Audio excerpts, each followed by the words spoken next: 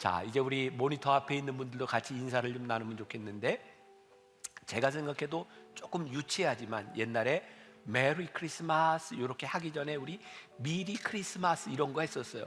기억나세요? 유치해요?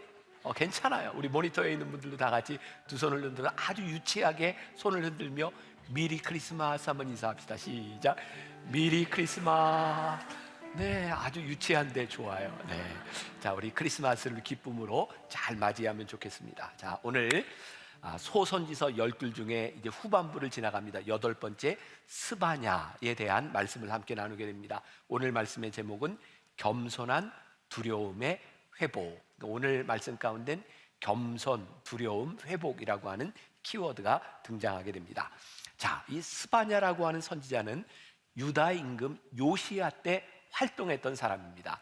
12선지서 시작할 때 처음에 보면 대개 이 선지자가 어떤 사람인지를 보여주고 있거든요. 오늘도 1장 1절에서 스바냐가 어떤 사람인지를 보여주고 있는데, 다른 선지자들하고는 조금 다른 면이 있어요. 여러분들이 함께 읽으며 캐치를 할 수 있는 그 정도의 센스는 있을 거라고 생각하는데 같이 읽습니다. 자, 시작. 아몬의 아들 유다왕 요시야의 시대에 스바냐에게 임한 여호와의 말씀이라. 스바냐는 히스기야의 현손이요 아마랴의 증손이요 그다랴의 손자요 구시의 아들이었더라. 뭐가 좀 독특한가요? 대개 누구의 아들, 할아버지까지는 예의가 되는데 여기 현손, 여기부터 5대에 걸쳐 이야기를 하고 있는 거예요. 중요한 건 이 5대 위의 조상이 누구라고 되어 있죠? 히스기야. 생각나는 사람 있나요? 유다의 왕 중에 하나님께 칭찬받았던 몇 명 되지 않는 왕 중에 하나입니다. 그러니까 이 스바냐는 이 족보를 통해서 뭘 보여주고 싶은 거예요? 위대한 왕 히스기야, 즉 왕족이다, 이런 걸 보여주고 있는 거죠. 이스라엘은 많은 선지자가 있었는데 그 중에 이사야와 이 스바냐는 왕족에 속하는 사람입니다. 자, 이 스바냐가 활동하던 시대 뭐라고 되어 있냐면 요시야 시대다, 이렇게 되어 있어요. 제가 지금 8번째 이스라엘 역사에 대해서 얘기하고 있으니까 오늘쯤은 이제 대답이 빨리빨리 나오리라 생각이 돼요. 자, 이스라엘이 둘로 나눠지죠. 위쪽은 북이스라엘, 남쪽은 남유다, 이렇게 나눠져요. 솔로몬 왕 이후에 이렇게 나눠졌는데요. 북이스라엘은 BC 722년경에 어느 나라에 멸망하죠? 아수르에게 멸망을 합니다. 그리고 남유다는 한참 지나서 BC 586년경에 어느 나라에 멸망하죠? 바벨론에 멸망을 합니다. 오늘 이 요시야 왕은 어디에 있냐면 북이스라엘이 멸망하고 남유다가 멸망하기 전 중간에 있어요. 요 시대는 아수르가 유대도 핍박하던 그런 시기에 있습니다. 그러니까 어쩌면 멸망하기 전 가장 힘든 시기를 지나가고 있었던 때죠. 그런데 이스라엘 백성들이 왜 힘든 시기를 지나가고 있는가? 성경은 분명하게 이야기해요. 그들이 신앙을 떠나 우상을 숭배하고 하나님께 범죄하기 때문이다. 그래서 예언서는 끊임없이 여호와의 날에 대해서 선포를 하고 있죠. 요엘서에서도 여호와의 날에 대해서 선포했어요. 어쩌면 이렇게 처음 듣는 표정으로 저를 바라보실까요? 기억나세요? 요엘도 여호와의 날 심판에 대해서 이야기를 하고 있어요. 여호와의 날이 들어간다고 하는 이야기는 임박한 심판에 대한 이야기죠. 그리고 이 심판은 이스라엘과 유대에 관한 것뿐만 아니라 아수르와 바벨론 모든 민족에 대한 심판을 같이 이야기하고 있어요. 자, 이 심판의 때에 심판을 면하기 위해서, 자, 이것도 계속해서 반복되는 이야기죠. 왜 선지자들은 계속해서 심판을 이야기하고 있을까요? 심판 받으라고? 아니죠. 이 무서운 심판을 이야기하며 너희들이 심판받지 말고 돌아오라고 무서운 심판을 계속 이야기하고 있는 거예요. 그러니까 오늘 이 예언서를 듣는 여러분들도 어떤 마음으로 들어야 돼요? 이 말씀에 걸리는 부분들 내가 빨리 돌아와야 되겠다, 이런 마음으로 말씀을 들어야 되는 거죠. 자, 스바냐 2장 3절, 우리가 오늘 읽은 본문 말씀인데 같이 봅니다. 시작. 여호와의 규례를 지키는 세상의 모든 겸손한 자들아, 너희는 여호와를 찾으며 공의와 겸손을 구하라. 너희가 혹시 여호와의 분노의 날에 숨김을 얻으리라. 자, 여호와의 분노의 날이 임하게 되는데 너희들이 공의와 겸손으로 하나님 앞에 구하면 너희들이 그 심판을 멸할 수 있다라고 말하고 있는 거예요. 스바냐는 아주 짧은 부분입니다. 1장, 2장, 3장으로 되어 있어요. 특별히 이 스바냐는 우상을 섬기는 그 죄에 대해서 아주 무섭게 심판을 이야기하고 있어요. 자, 스바냐 1장 8절 같이 봅니다. 자, 시작. 여호와의 희생의 날에 내가 방백들과 왕자들과 이방인의 옷을 입은 자들을 벌할 것이며, 하나님께서 어떤 자들을? 방백들과 왕자들, 하나님이 힘을 주셨는데 이 힘을 잘못 사용한 사람들, 그리고 중요한 것 이방인의 옷을 입은 자들. 제가 여러분들에게 종종 이야기하지만 저는 말씀을 준비할 때 여러 성경을 같이 봐요. 이게 구약 개역 개정 성경도 보고 메시지 성경도 보고 또 영어 성경도 몇 개 함께 놓고 제가 말씀을 봅니다. 그런데 NIV 영어 성경을 보는데 이방인의 옷을 입은 자들, 여기에 제가 이렇게 잘 사용하지 않는 단어가 들어있더라고요. 그게 클레드라는 말이었어요. CLAD. 근데 이 말은 어떤 뜻을 가지고 있냐면 옷을 입는다, dressed up. 이게 아까 떴는데 왜 안 뜰까요? 네, 네.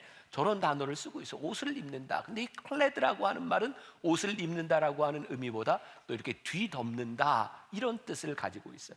그러니까 이방 옷으로 뒤덮였다라고 하는 이야기는 몸은 이스라엘 백성, 하나님이 택하신 백성인데 이방 우상을 섬기는 습관들로 뒤덮여진 사람들, 바로 이 부분에 대해 하나님께서 멸하실 것이다. 또 이 스바냐라고 하는 이름의 뜻은 어떤 의미를 가지고 있냐면 여호와 하나님은 숨기시는 분, 이런 뜻을 가지고 있습니다. 자, 그런 생각을 하게 되었어요.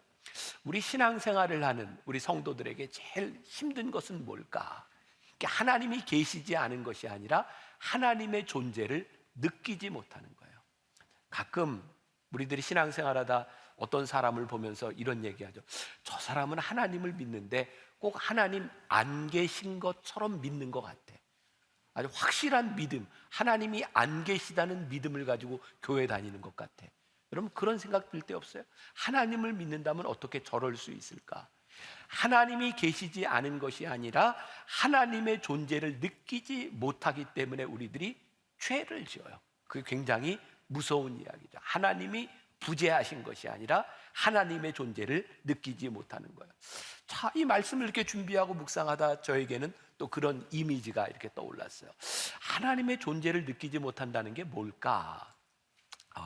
라떼는이 되겠네요. 우리 때 초등학교 다닐 때는 이 초등학교에서 이렇게 조개탄을 떼던 그런 시대입니다. 난로가 있었고, 그리고 이렇게 겨울이 되면 이 도시락을 이렇게 올려놓고 그 수업 시간에 그러면 도시락 막 밥 타는 냄새도 나고 서로 밑에 안 올려놓으려고 막 그랬던, 그리고 1교시, 2교시가 끝나면 이렇게 밥을 막 이렇게 먹고 했던 때죠. 선생님 있으면 그거 못해요. 선생님 안 계실 때 막 밥도 먹고 떠들고 그러는 거죠. 그런데 우리가 막 떠들고 밥도 먹고 하는데 사실은 뒤에 선생님이 계셔. 근데 우리만 몰라. 그러면 그러다가 어떻게 선생님한테 한 대 맞죠. 요놈. 뭐 그런 생각? 이게 와닿지 않는군요. 다른 예를 하나 들어볼게요. 요즘은 이렇게 카톡 많이 하잖아요. 그죠? 카톡방도 만들고 카톡 메시지도 보내고. 그런데 가끔 이렇게 카톡이 와서 딱 확인을 했는데 거기에 그런 게 써 있어요. 삭제된 메시지입니다. 그럼 무지무지하게 궁금해요. 이거 뭘 해놓고 삭제했을까? 근데 그게 뭐예요? 내가 여기에 다 아는 사람 여기에다 보낸다고 생각했는데 잘못 보낸 거죠. 그 사람이 이 안에 있었더라면 보내지 못할 메시지를 보낸 거예요.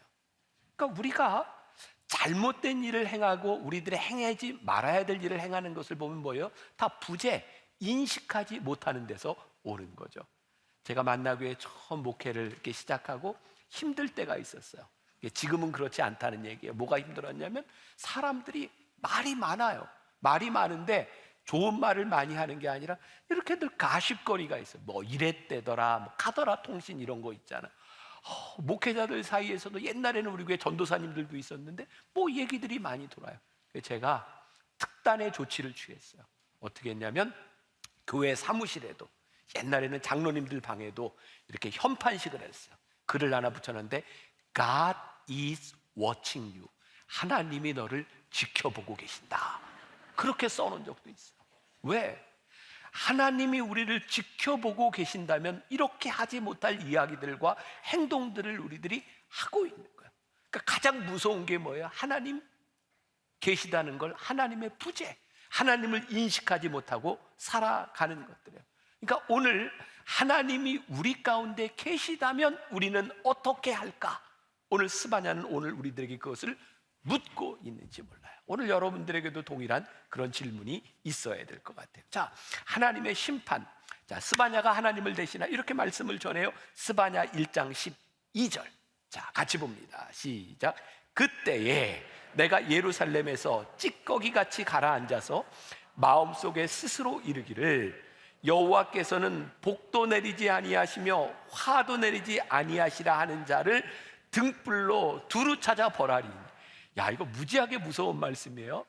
여호와가 스스로 이르기를 여호와께서는 복도 내리지 않고 화도 내리지 아니하신다라고 이런 말을 하는 사람들을 찾아 벌하는데 등불로 찾아다니며 그 모든 자들을 벌하시겠다. 찌꺼기같이 가라앉아서, 아유, 이것도 제가 이제 NIV 영어 성경을 보다 보니까 이게 이런 표현이더라고요. Wine left on its drag라고 되어 있는데 이 말은 어떤 의미냐면, 와인, 포도주 있잖아요. 포도를 가지고 포도주를 담그면 좋은 와인을 만들기 위해서 이 그릇 저것으로 옮기며 찌꺼기를 걸러내야 돼요. 그래야 이렇게 투명한 와인이 만들어지는 거예요. 그런데 그렇지 아니하고 찌꺼기같이 가라앉아서 이 포도주를 만들어 놨는데 이 위에는 이렇게 포도주 물인데 밑에는 찌꺼기가 가라앉아 있는 거예요. 그래서 이걸 휘 저으면 이 찌꺼기들이 막 드러나는 거예요. 이 사람들이 어떤 사람이에요? 여호와께서는 복도 내리지 아니하시고 화도 내리지 않는다고 사람들을 요동하고 사람들의 마음을 힘들게 하는 자들, 그들을 찾아서 벌을 내리시겠다. 근데 또 이 말씀을 묵상하면서 또 그런 적용을 해봤어요. 그러면 이렇게 휘 저어서 이렇게 지저분하게 만드는 자들은 어떤 자들일까? 말씀을 묵상하는 건 어떻게 보면 참 간단해요. 그 말씀을 우리들의 삶에 적용해 보는 거니까. 저에게는 그런 생각이 들었어요. 우리 주변에 내가 이런 말을 함으로 인해서, 이런 행동을 함으로 인해서 하나님은 복도 내리지 않으시고 하나님은 벌도 내리지 않으시고 하나님은 존재하지 않는 분이시야. 그래서 사람들로 하여금 냉담자를 만들고 죄를 짓게 만들고 회의론자들을 만들고, 진짜 벌을 받아야 될 자 중에 진짜 무서운 자들이 뭐냐면 죄를 짓는 자보다 죄를 짓게 만드는 자들이다. 하나님을 의심하게 만드는 자들이다. 그래서 오늘날로 보면 저는 그런 생각을 했어요. SNS에 참 요즘은 다 뭐 페이스북, 뭐 트위터 이런 것들을 많이 하는데 그 댓글에 어쩌면 그렇게 나쁜 것만 찾아가지고 댓글을 다는 사람이 있는지 몰라요. 참 신기해요. 어떻게 저런 생각을 하고 어떻게 저런 글로 사람들의 마음을 이렇게 아프게 할까? 사람들의 마음을 아프게 하고 힘들게 하는 자들, 그렇게 살지 말라는 거예요. 저는 우리 나라의 기독교인이 25%, 30% 이렇게 육박한다고 하는데 우리 그리스도인부터 이런 일을 한다면, 우리 그리스도인들부터 선한 말을 하고 사람들에게 상처 주지 않는 말을 하고 그렇게 살아간다면 이 세상이 변하지 않을까? 가끔 사람들이 저한테 이런 얘기를, 목사님은 너무 이상주의적인 생각을 가지고 있습니다. 맞아요. 전 굉장히 이상주의자입니다. 어떤 이상주의자? 하나님의 나라를 꿈꾸는 이상주의자예요. 현실적으로 보면 불가능하다고, 그건 세상의 원리가 아니라고 이야기를 하는데, 적어도 우리가 하나님을 믿고 살아가는 사람들이라면 이 현실 한가운데서 하나님의 나라를 꿈꾸며 살아가는 사람이 되어야 되지 않겠느냐는 말. 하나님께서는 이 모든 사람들을 다 벌하시는데 정말 중요한 것은 스바냐 3장 13절 같이 봅니다. 자, 스바냐 3장 13절 시작. 이스라엘의 남은 자는 악을 행하지 아니하며 거짓을 말하지 아니하며 입에 거짓된 혀가 없으며 먹고 누울지라도 그들을 두렵게 할 자가 없으리라. 오늘 성경을 보고 있는 분들이라면 여기에 남은 자에 이렇게 표시를 해놓으면 좋겠어요. 남은 자. 이 세상이 다 그렇게 변한다 할지라도, 이 세상이 다 그렇게 살아간다 할지라도 하나님께서는 이 남은 자를 찾으시는 거예요. 다른 표현으로 하면 하나님을 진정으로 예배하는 자를 하나님이 찾으시는 거예요. 하나님이 기뻐하시는 것, 그것은 어떤 일일까? 우리들이 무엇을 하며 무엇을 구하는 것을 하나님이 기뻐하실까? 자, 지금은 은퇴하신 이재철 목사님이 쓴 아이에게 배우는 아빠에 나오는 이야기를 제가 지금 들려드립니다. 잘 이렇게 생각하며 들어보세요. 제가 잘 읽어볼게요. 언제부터인가 저녁 가정예배 시간이 되면 찬송가 한 권을 놓고 큰 아들과 작은 아들이 싸웠습니다.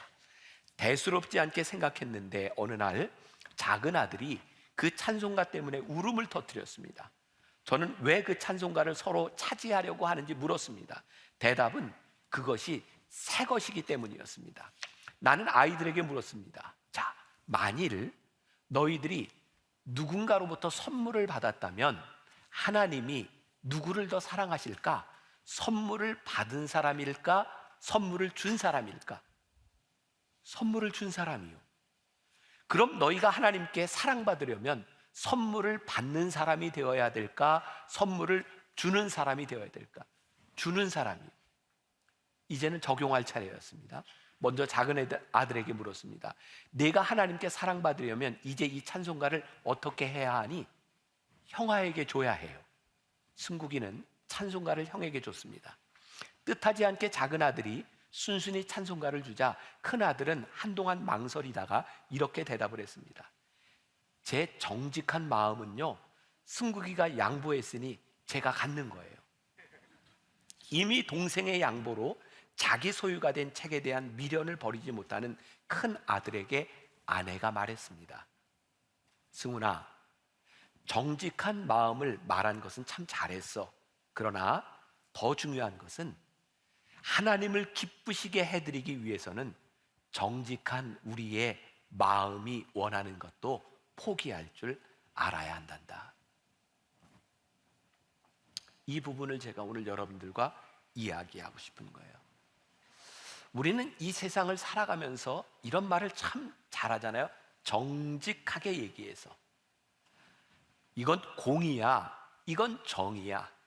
정직한 마음과 공의와 정의가 잘못된 것은 아닌데 그거보다 더 중요한 게 있다.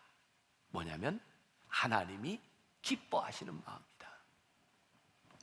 지금 우리 사회 한복판에 지금 제일 큰 갈등 중에 하나가 지금 민노총 시위와 정부가 그것을 용인하지 않는 이 사이에서 갈등을 많이 겪고 있어요. 정부는 이렇게 얘기하죠. 저렇게 불법으로 시위하는 것 그냥 놔두면 안 됩니다. 불법 파업 이거 그냥 둘 수 없습니다. 정의를 세워야 됩니다. 민노총에서는 이렇게 이야기합니다. 노동자의 권리를 주장하는 것은 정의로운 일입니다. 우리는 정의를 주장하고 있습니다. 그런데 이 사회에 늘 갈등은 어디에 있냐면 정의로운 사람과 불의한 사람들 사이에 있는 것이 아니라 똑같이 정의롭다고 하는 사람들이 칼을 겨누고 싸워요. 가만히 생각해 보니까 우리들이 생각하는 정의와 우리들이 생각하는 공의와 우리들이 생각하는 정직이 절대로 이 나라를 우리들이 살아가는 우리들의 삶을 하나님의 나라로 만들어주지 못해요. 오늘 우리 그리스도인들에게 오늘 이 말씀이 주는 큰 도전이 하나 있습니다. 너희의 공의, 정의 그것이 틀린 것은 아닌데 너희들이 하나님의 마음을 볼 줄 아는 사람들이 되어야 이 나라가 하나님의 나라가 될 수 있단다 라고 말씀하고 있는 거예요. 제가 10시 어제 예배 때는 이야기를 나눴는데 저에게 큰 짐 같은 게 있어요. 저는 20대 초중반을 지나며 좀 독특한 민족주의자적인 성향을 가지고 저 스스로 제가 가진 가치관에 대해서 굉장히 강한 신념을 가지고 있던 사람이에요. 제 군목으로 전방에 있던 시절에 저희 지휘관이 제가 세례를 주고 집사를 줬던 그 신앙인이었기 때문에 일주일에 딱 한 번씩 저와 독대하는 시간을 가졌어요. 제가 26살밖에 안 된 중2 목사가 지휘관하고 늘 독대를 하니까 사람들이 저를 참 무서워했어요. 그 안에서 무슨 얘기를 하는지 모르는 거예요. 근데 그때 제 눈에 참 거슬리는 사람이 있었는데 그 선임 하사관 중에 한 사람이 늘 부대에서 병사들이 먹어야 될 부식을 훔쳐가요. 그게 제가 용납이 되지 않았어요. 그래서 제가 연대장과 독대하는 시간에 그 이야기를 했고 그 사람이 보직 해임을 당했어요. 저는 제가 잘못했다고 생각하지 않거든요. 저는 정의로 왔거든요. 근데 저는 한 번도, 제가 나이 들어서 생각하는 거예요, 그 사람이 잘못한 일로 인하여 그 사람 가정에 일어날 일과 어려움에 대하여 한 번도 고려해 보지 못했어요. 저는 정의로 왔는데 따뜻한 마음이 없었던 사람이에요. 제가 대전통합병원에서 근무할 때 그때 우리 교인 권사님 아들이 부대에 환자로 들어왔어요. 그 권사님이 저희 부대에 저에게 선물을 가지고 와서, 목사님, 우리 아들 여기서 조금 더 있다, 이렇게 좀 병원에 있다가 자대로 갈 수 있도록 목사님 좀 그 군의관한테 잘 얘기해 주세요. 제가 군의관 찾아가서 그랬어요. 쟤 빨리 자대로 보냈어요. 쟤 정신 상태가 글러먹었습니다. 제가 정의롭다고 생각했어요. 그런데 그 아들을 안타깝게 바라보는 아버지 엄마의 마음을 저는 하나도 생각하지 못했어요. 저는 지금 제 행위가 그것이 악이다, 잘못됐다 이런 이야기를 하는 게 아니에요. 저는 정의로웠어요. 근데 제 속에 따뜻한 마음이 없었어요. 우리들이 이 땅 위에서 행하고 있는 정의들 참 좋은 일인데, 우리들에게 하나님 아버지의 마음이 없이 우리들이 정의를 행한다면 이 세상은 얼마나 삭막하고 무서운 세상이 될지 몰라요. 오늘 우리들에게 주는 저는 큰 도전이라고 생각해요. 정직한 거 틀린 것 아닙니다. 그러나 하나님 아버지의 마음 때문에 우리의 공의를 잠시 내려놓을 수 있는 마음도 우리들에게 필요하지 않겠나. 여러분들 제 말 오해하지 마세요. 이 정도는 소화가 되시겠죠? 제가 말하는 의도. 자, 두려우신 하나님, 하나님은 어떤 분이시기에 우리는 하나님 앞에 공의와 겸손을 행해야 될까? 자, 출애굽기 33장에 보면 하나님은 어떤 분이신지를 설명하고 있는데, 자, 19절 20절 같이 봅니다. 자, 시작. 여호와께서 이르시되 내가 내 모든 선한 것을 내 앞으로 지나가게 하고 여호와의 이름을 내 앞에 선포하리라. 나는 은혜 베풀 자에게 은혜를 베풀고 긍휼히 여길 자에게 긍휼을 베푸느니라. 또 이르시되 내가 내 얼굴을 보지 못하리니 나를 보고 살 자가 없음이니라. 하나님이 긍휼하시고 은혜를 베푸시는 좋은 이야기들을 하고 있는데요, 내 얼굴을 보고 살 자가 없을 것이다 라고 이야기를 해요. 하나님 앞에 죽임을 당한 자들 보니까 심판을 받는 것뿐만 아니라 하나님의 얼굴을 보는 자들이 내 앞에 살지 못할 것이다. 굉장히 두려운 이야기를 하고 있어요. 근데 이 말씀 가운데 굉장히 중요한 진리가 담겨 있는데, 우리들이 하나님의 자비하심을 입는 존재임은 분명한데 하나님 앞에 두려움으로 서지 않는 사람은 진짜 하나님의 자비와 은혜를 경험할 수 없다는 생각이 들어요. 제가 좀 설명해 볼게요. 누가복음 5장 8절에 보면 베드로가 예수님을 처음 만나서 제자로 불리움을 받는 장면이 나옵니다. 이렇게 말씀이 되어 있어요. 시몬 베드로가 이를 보고 예수의 무릎 아래에 엎드려 이르되 주여 나를 떠나소서 나는 죄인이로소이다. 예수님을 만났더니 자기의 죄가 보였어요. 두려웠어요. 마태복음 17장에 보면 예수님이 변화산에서 모습이 변모하셔서 제자들에게 하나님의 아들인 것을 드러내는 장면이 나옵니다. 6절에 이렇게 되어 있어요. 제자들이 듣고 엎드려 심히 두려워하니. 예수님이 하나님의 아들인 것을 보는 순간 제자들은 두려워했어요. 마태복음 4장에 보면 예수님께서 그 풍랑, 그 갈릴리 바다의 풍랑을 잠재우시는 장면이 나와요. 제자들이 그거 보았습니다. 41절에 이렇게 되어 있어요. 그들이 심히 두려워하여 서로 말하되 그가 누구이기에 바람과 바다도 순종하는가 하였더라. 두려웠어요. 요한계시록 1장 17절에 보면, 요한계시록은 사도 요한이 썼습니다. 사도 요한은 스스로 나는 예수님의 사랑받는 제자라고 여러 번 표현했던 사람이에요.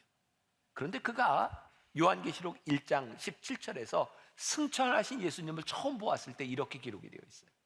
내가 볼 때에 그의 발 앞에 엎드려져 죽은 자 같이 되매 그가 오른손을 내게 얹고 이르시되 두려워하지 말라. 나는 처음이요 마지막이니. 두려웠어요. 왜 이런 환상을 보여주었을까요? 당시 핍박을 받고 있는 사람들에게, 예수님의 제자들에게 두려우신 하나님을 만나는 거 굉장히 두려운 일인데, 두려우신 하나님, 전능하신 하나님, 그 하나님 앞에, 두려움 앞에 섰는데 그들이 느낀 건 하나님의 은혜와 하나님의 자비하심과 하나님의 긍휼이었어요. J.D. 그리어는 하나님을 하나님 되게라는 책에서 이런 이야기를 합니다. 용서, 우리는 하나님의 용서를 보면서 하나님의 은혜와 사랑을 이야기하지만 사실 하나님이 우리를 용서하시기 위해서 당신의 아들 예수 그리스도를 십자가에 못 박혔다고 하는 하나님의 정의를 보는 순간 우리는 두려움에 떨 수밖에 없다는 거예요. 하나님께서 우리들에게 사랑과 은혜를 베푸시기 위해서 그 얼마나 무서운 대가를 치르셨는지 하나님의 정의가 보이기 때문에 우리는 두려운 마음으로 하나님의 은혜와 자비하심을 경험하게 되는 거예요. 용서를 경험하면 하나님의 사랑만 경험되는 것이 아니라 하나님께 대한 두려움도 함께 가지게 되는 거예요. Amazing Grace라고 하는 찬양을 쓴 존 뉴턴은 이런 얘기를 했습니다. 내 마음에 두려움을 가르쳐 준 것은 은혜요, 내 두려움을 없애준 것도 은혜라. 아, 그렇구나. 하나님의 은혜는 나에게 두려움도 갖다 주고 두려움도 없애주고 그 두려우신 하나님 앞에서 공의와 겸손을 구하게 될 때 여호와의 분노의 날에 우리들이 심판을 면하게 될 것이라고 말씀하고 있는 거예요. 자, 오늘 말씀의 결론으로 넘어갑니다. 전능하신 하나님이 잠잠하시다. 늘 얘기하지만 결론이라고 쉽게 끝나지는 않습니다. 네, 정신을 차리고 잘 들으셔야 돼요. 자, 우리가 잘 아는 말씀, 스바냐의 제일 유명한 말씀이 3장 17절에 나와 있어요. 너의 하나님 여호와가 너의 가운데 계시니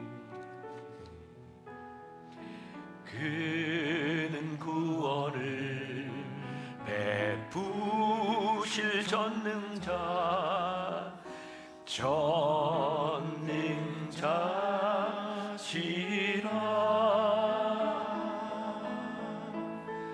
그가 너로 인하여 기쁨을 이기지 못하시며 너를 잠잠히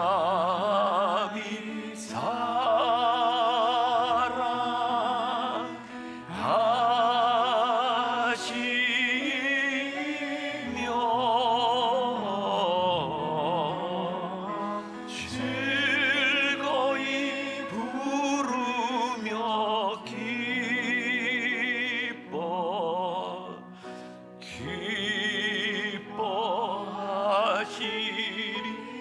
기뻐하시리라. 오늘 제가 이 찬양을 부르는 이유는 여러분들이 오늘 예배를 마치고 일주일을 살아가는 동안 이 찬양의 가사가 여러분들 마음속에 들렸으면 좋겠다 하는 마음이에요. 여기에 보니까 그는 구원을 베푸실 전능자시라. 하나님은 어떤 분이세요? 전능하신 분이세요. 자, 전능함이란 뭘까요? 하나님 전능하시다는데 이 말씀을 묵상하다 그런 생각이 들어요. 아, 하나님의 전능하시다고 하는 말은 우리들의 상식을 뛰어넘는, 우리들이 생각하는 것 이상의 분이 우리 하나님이시구나. 만일 우리들이 하나님께 구하는 것, 하나님이 그것에서만 역사하시고 우리들이 원하는 것, 그것에서만 역사하시는 분이라면 하나님은 전능하실까? 전 그렇지 않다고 생각해요. 하나님은 우리가 구하고 원하는 것 그 너머에 계신 분이세요. 제가 조금 아는 척을 해도 되겠습니까? 제가 대학 시절에 철학을 굉장히 좋아했어요. 근데 철학 과목을 공부하다가 중세 시대에는 신존재 증명, 하나님은 어떤 분이신가를 증명하는 게 굉장히 중요한 철학적인 주제였거든요. 유명한 토마스 아퀴나스는 하나님에 대하여 신존재 증명을 하는데 이런 표현을 씁니다. 모든 살아있는 것들은 운동을 한다는 거예요. 그래서 그 하나님은 모든 운동의 근원이 되는 분, 이렇게 표현을 하기도 하고, 모든 일은 인과관계에 있어요. 그래서 하나님에 대해서 뭐라고 표현하냐면 모든 이유의 근원이 되시는 분, 이렇게 하나님을 설명하려고 했어요.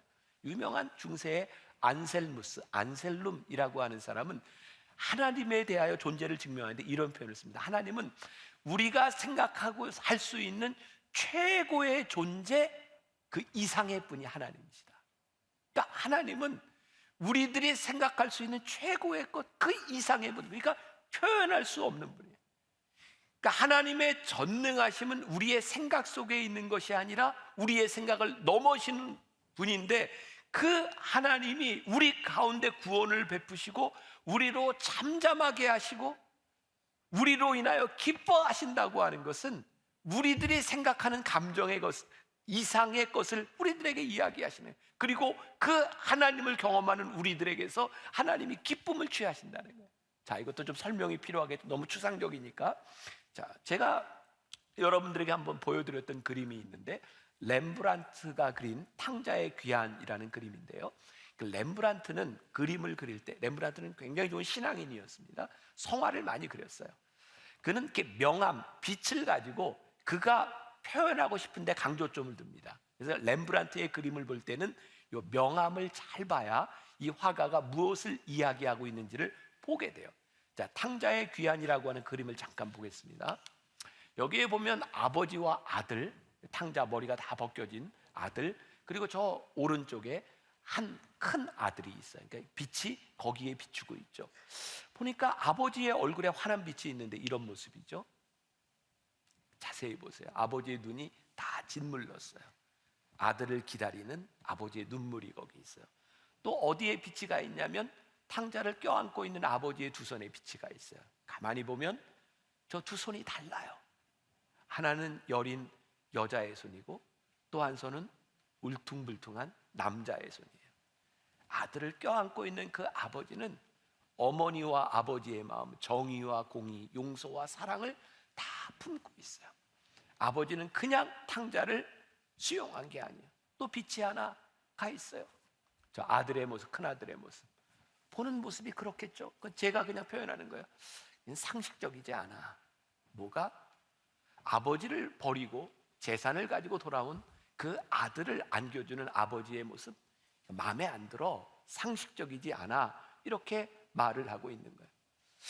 전능하신 하나님은 우리의 상식과 우리의 생각을 뛰어넘는 분이세요. 그러니까 우리 안에 하나님을 가두면 우리는 하나님을 제대로 이해할 수 없는 거죠. 우리가 우리의 차원에서 내가 열심히 일을 했으니, 열심히 봉사하고 섬겼으니 내가 이런 보상을 받을 거야 라고 생각한다면 우리들 하나님 잘못 이해하는 거죠. 내가 지금까지 이렇게 잘못 살아왔으니 나는 심판을 받을 수밖에 없어 라고 말하는 것도 하나님을 잘못 이해하는 거죠. 그런데 우리는 계속 어떤 하나님을 원해요? 기적을 행하시는 능력의 하나님을 우리들이 원해요. 하나님의 전능하심은 사실은 기적에 있는 것이 아니라 전능하신 하나님께서 우리의 상식을 뛰어넘어서 십자가에 달리실 때 그 하나님이 우리들이 생각하는 전능함을 쓰지 않으시고 그 전능하심 가운데서 십자가에서 죽으셨어요. 그게 하나님의 전능하심이에요. 십자가 아래에 있던 사람들이 예수님을 향하여 이렇게 소리칩니다. 내가 하나님의 아들이면 내려와 봐라. 네가 가지고 있는 전능한 그 손으로 휘둘러서 전능함을 보여라. 근데 하나님은 하나님의 전능하심을 다 쓰지 않으시고 우리를 위해 죽으셨어요. 그래서 하나님의 전능하심을 우리들에게 보여주셨어요. 우리를 위해 구원을 베푸시는 하나님의 전능하심은 우리들이 생각하는 전능함이 아니라 그분이 우리들에게 전능하심을 베푸시고 있는 거예요. 스바냐는 그 하나님을 이야기하고 있는 거죠.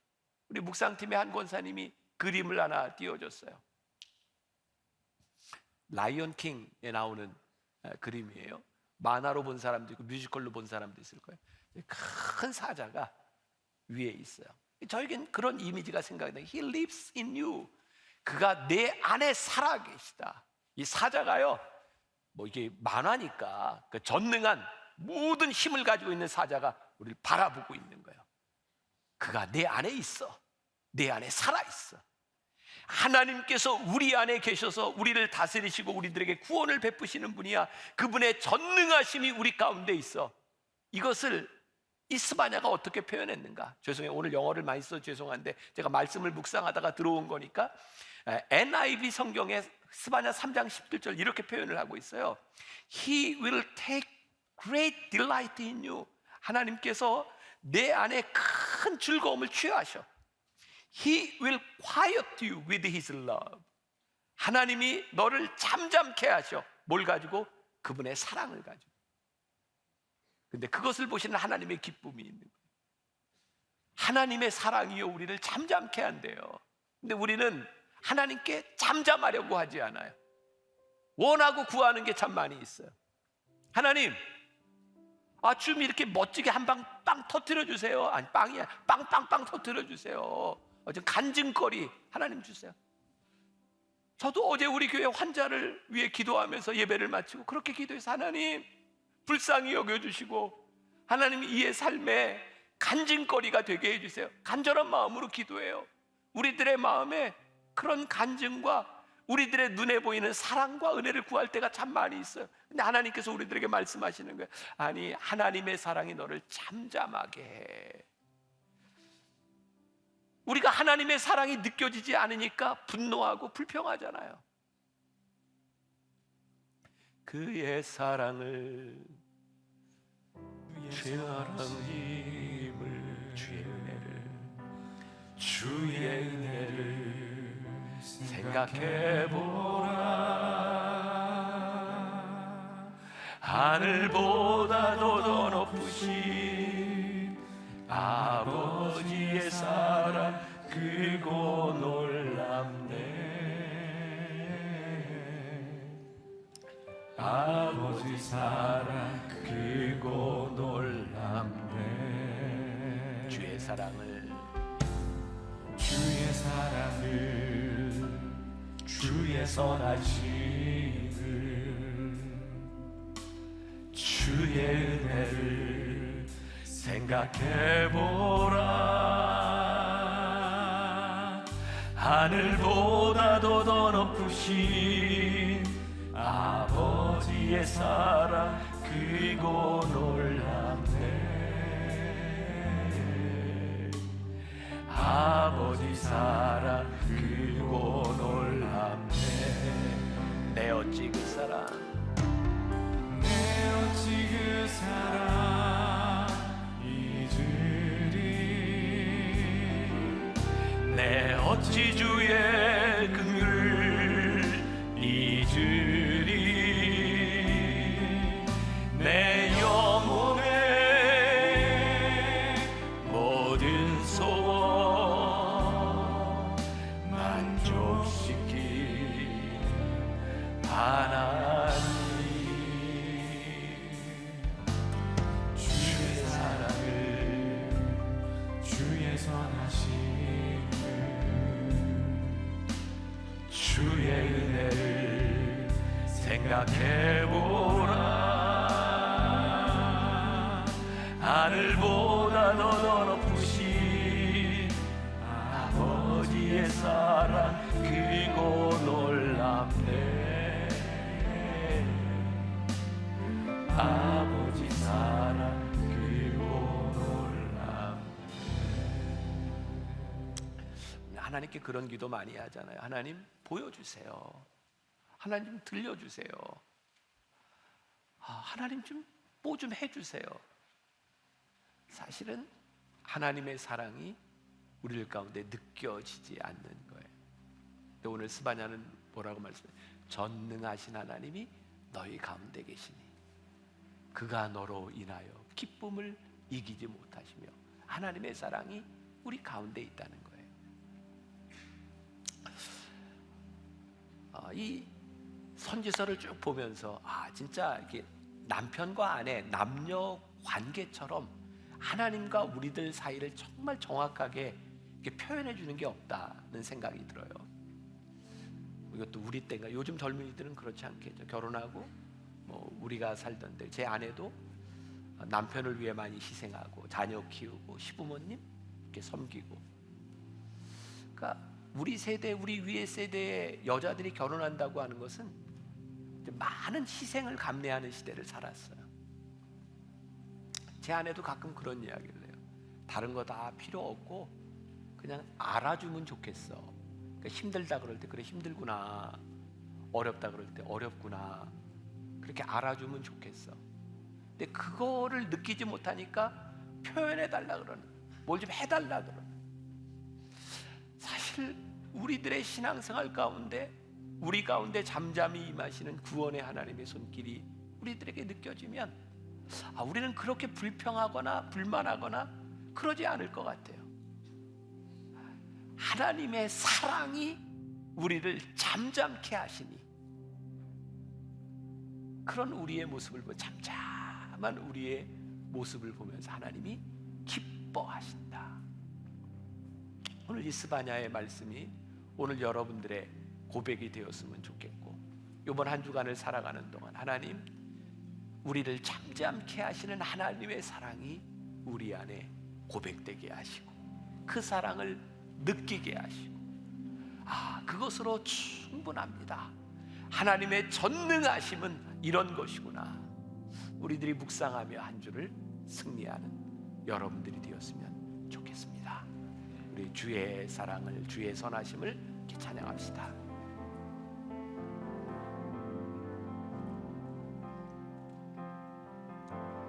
주의 사랑을, 주의 선하심을, 주의 오늘 함께 예배하는 주의 생각해보라.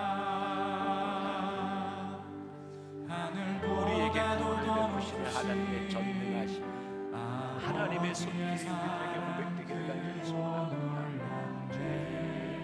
우리들이 잊고 살았던 하나님의 전능하심, 하나님의 인자하심, 하나님의 사랑과 하나님의 은혜를, 그 사랑이 우리를 잠잠케 하신다 말씀하시니 이 소란한 세상 한가운데서 잠잠 주의 사랑을 생각하는 믿음의 사랑, 하나님의 사랑들이 되어지기를 소원합니다. 하늘보다도 더 높으신 아버지의 사랑 크고 놀랍네. 아버지 사랑 크고 놀랍네. 내 어찌 그 사랑을, 내 어찌 그 사랑 잊으리. 내 어찌 주의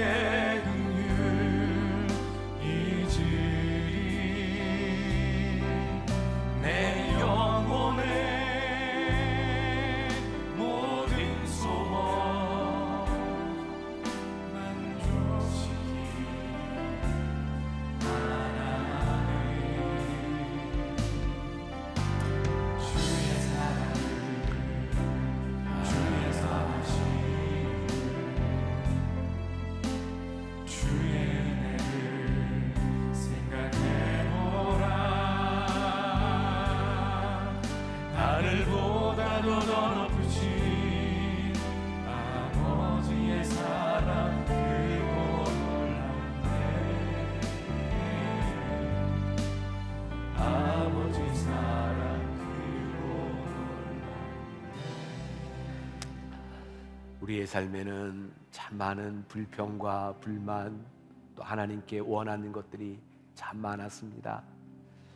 우리들이 원하는 것을 기도하는 것이, 바라는 것을 기도하는 것이 잘못된 것은 아니지만, 하나님 우리 안에 거하시는, 잠잠히 거하시는 하나님의 은혜를, 하나님의 사랑을, 전능하신 하나님의 손길을 우리들이 느끼며 살아가기를 소원합니다.